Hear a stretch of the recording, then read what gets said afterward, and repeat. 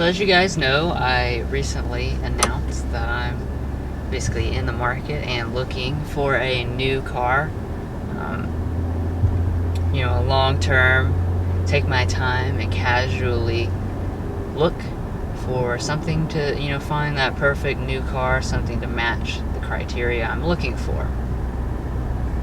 Now, we did take some suggestions, and one of the things that came up both to my mind and to what your all suggestions were is the Maxima, because I am looking for a sedan. I'm looking for something sporty, something that has, you know, a reasonable amount of luxury features would be nice, and the Maxima does match a lot of those characteristics. So here we are today in the 2019 Maxima. This specific one we're test driving is the Platinum trim.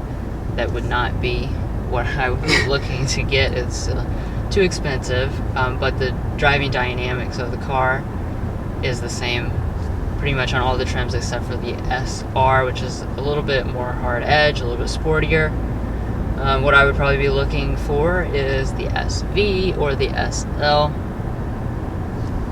just depending on what type of discounts.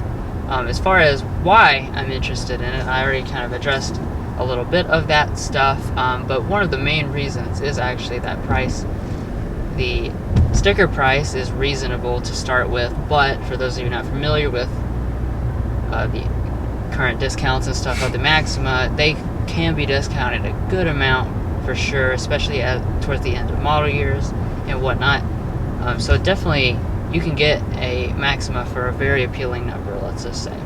So why not? Let's take it for a drive. Let's get, you know, some good, honest driving time in and see, you know, if it meets that criteria. I spoke about it in our reviews of different Nissan products, and Infinity's VQ engine is actually one of my favorite engines. I just love the way it sounds. I like the raspiness to it. It's not the most modern, it's not the most refined, but I actually like the rough edges of it. I just find it appealing. It definitely sounds good on startup, and like you said, that's really appealing compared to some Turbo 4s, which have no sound, which sound kind of crappy. So that certainly is appealing. On the worry side is the CVT. That's not ideal for a sports sedan. It's also front-wheel drive and front-wheel drive only, so you may have concerns putting the power down. But anyways, enough rambling. So what we're going to do basically is just give you all this sneak peek, fly on the wall perspective. We're going to take it on an honest test drive, just have an honest conversation with each other between us, and you all can kind of be there along for the ride.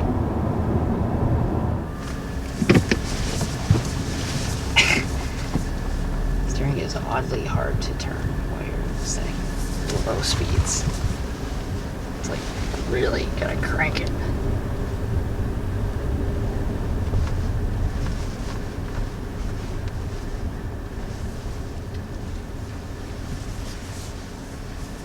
Doesn't have to do with the driving, but one thing that caught my attention was the fact it really does not have much storage space in here.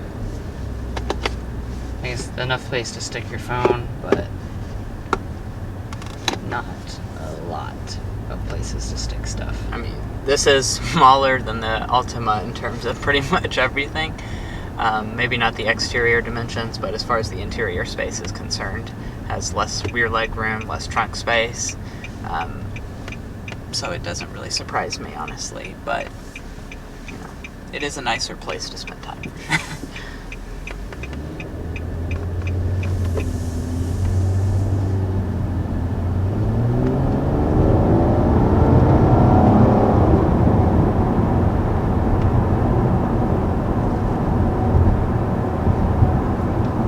The sound does not disappoint.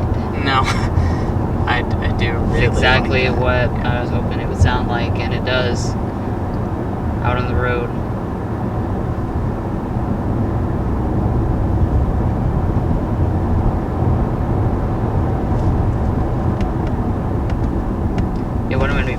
particular close attention to is the CVT.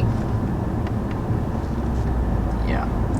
On Rubber- paper, yeah. Rubber band, and make sure there's no rubber bandiness, and see if that would be, how much that would bother me. This car does not get super great fuel economy. No. 20 in the city. Is that what 20 it in the is? city, that's not good. 24 combined, that's not good. Nissan recommends premium fuel. I would never put premium fuel in this car. Yeah. If it's recommended, I mean, most of the times you don't. Consumer really, yeah. Reports has tested this specific car and said that it's useless. I mean, the TLX and this car are two of the cars that really makes no sense to put premium fuel in, because they just use naturally aspirated V6 engines that are the same as in other Nissan products. That just because this is a more premium car does not, let's just say it doesn't make me feel like I'm having a more premium experience just because I'm Pay putting more. premium gas in my Yeah. car. That's dumb. But you don't have to, so if you ever have this car, don't. The steering wheel is great. I really love that part of it.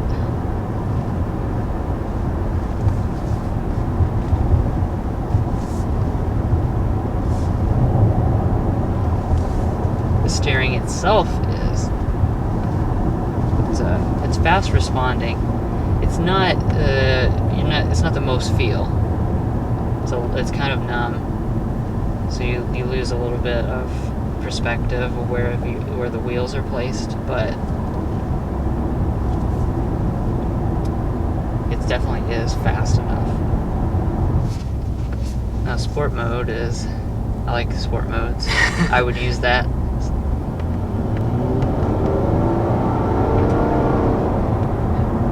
Yeah.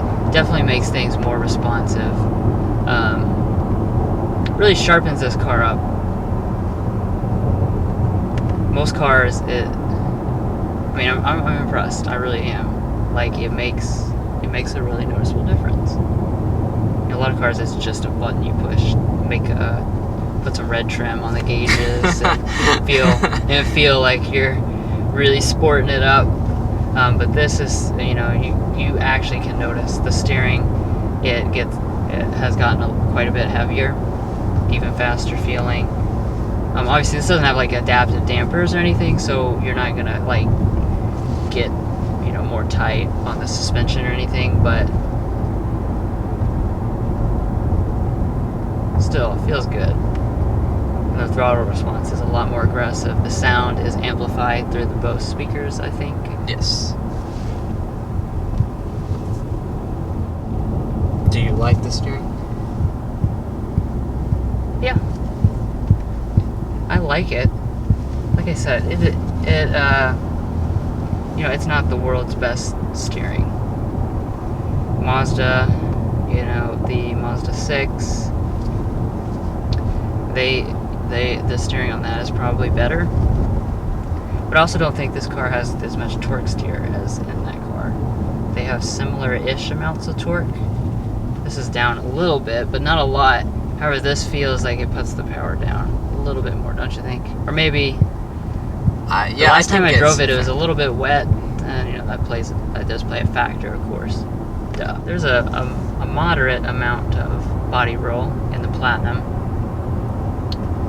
and the other luxury-minded trims. The SR, it does have a sport tune suspension, so to keep things firmer on the ride quality, but also tighter on the turning. What do you think? Is that seems pretty good? Yeah. I have a narrow body, so the seat is, I recognize that almost no manufacturer's seat is going to hold me in place because it has to accommodate for the average body size. But it's a comfortable seat though. It is. It's very comfortable. I really like the ride of this car. I keep going back to the Mazda 6, but that's one that we have driven. It definitely, I think it probably has a nicer ride than the Mazda 6. It's very smooth. It feels a little bit of a class above that. Or it could just be that, you know, there's really fantastic materials in here. That's one of the reasons that I like this car so much, is that this cabin is nice.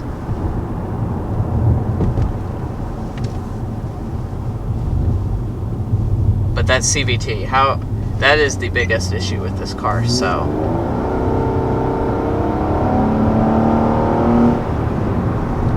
Really puts the power down. Oh, it sounds really good and it is really fast. Yes, very fast. Now, I will say, now I've been driving this a little bit, I can see how the transmission reacts in different situations. I'm a little disappointed in the CVT, in the sense that unlike the Altima, which had a really convincing simulation, this older Xtronic CVT, the simulation doesn't really play that big of a role. It doesn't seem to want to simulate the gear changes except under like heavy throttle, and even then it's only a visual and audible thing. Like it just changes the RPM, I can see it. Yeah, it's a little bit better than if it just, you know, slammed up at the top, but I'm not feeling any kick. And for somebody like myself, who I like something sporty, and I can't manually shift, no trim except the SR comes with paddle shifters. From my perspective, it should have, yeah. But even then, you know, being a CVT, having paddle shifters on a CVT is still never going to be the same, regardless. The CVT seems to be this car's weak point. I mean, but I kind of knew that going in. Right. The question is, you know, do the other things offset it? That's the ultimate question. So I guess the question basically is the 2019 Maxima a car that I would consider? I would say yes, if the price is right. I would prefer probably something that has a little bit more of a all-inclusive sporty package. You know, certain aspects of this car are more luxury oriented. I can't afford the SR, and in the other trims the suspension tuning and stuff is a little softer, but nothing that from this test drive has made me want to rule it out, but I'm still not sold enough to continue to call off the search. Like I said, I am someone that's going to be thorough, and I'm going to drive all types of different things, even things that, you know, a lot of people might have assumed that I would not be interested in something like this, but you have to experience something in person. You can't just, I love YouTube videos and whatnot. I want everybody to watch our YouTube videos, but by all means, if you're really interested in a car, don't just go by what we say about a car. Go in and experience it in person.